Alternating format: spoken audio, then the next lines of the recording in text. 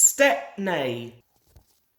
Stepney usually worked with his friend Rusty, but one day the Fat Controller says, "I hear you could do with a change of scene, so I want you to help Toby and Mavis at the quarry." "Thank you, sir," Stepney said. "Shall I be away for long?"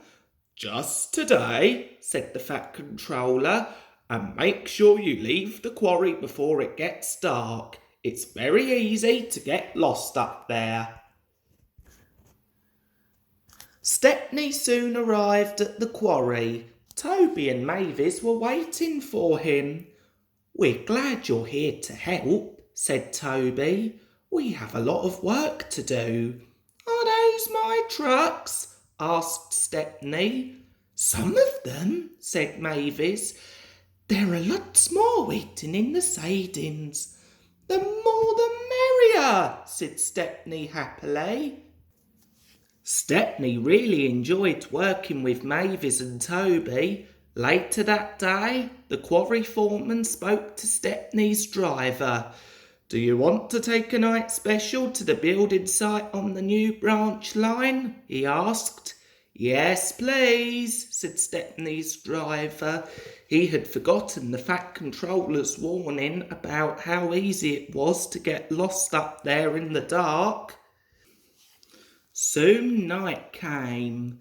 Be careful, Stepney," said Toby.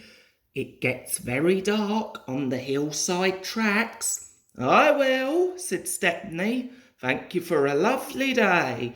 I do hope I can come back again soon." "Watch out," said Mavis.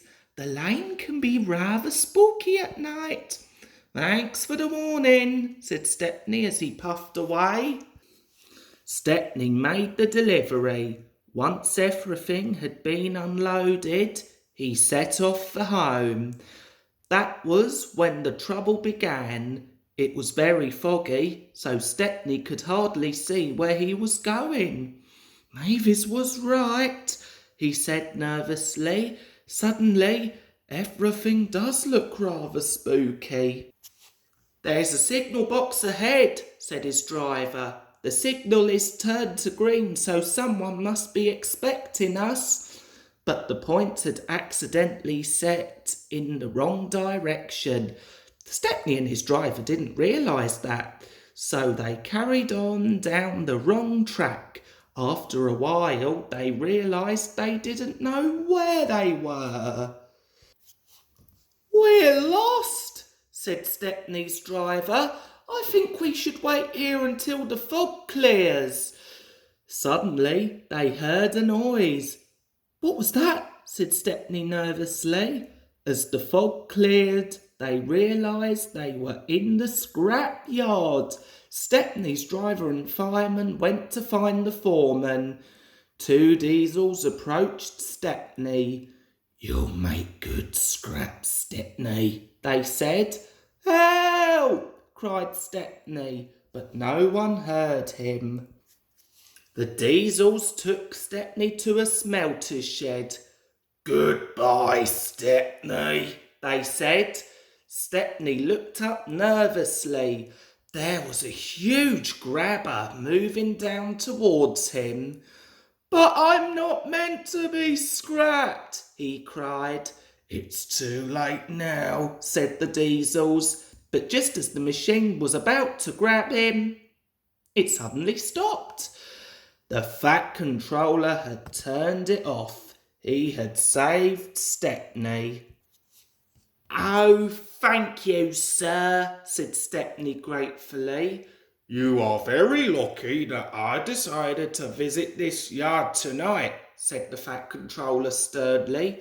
"I can't always be around to save you, Stepney. You'll have to be more careful." Stepney promised to always listen to warnings from then on. Stepney's driver was in trouble too. He had agreed to do the night job without asking the Fat Controller first. He was very sorry for the trouble he had caused. He promised he would always ask the Fat Controller in future before taking on any jobs. I have learnt something useful for this, said Stepney. What's that? Asked the Fat Controller. I've learnt that there's no place like home, Stepney said. That's very true, said the Fat Controller, and that's where you are going now. When Stepney got back to the station, he told Rusty all about his scary time on the foggy hillside and his near miss at the scrapyard. Even though it had been exciting to work somewhere different for a while, Stepney realised he was happiest working on the Fat Controller's railway with his good friend Rusty.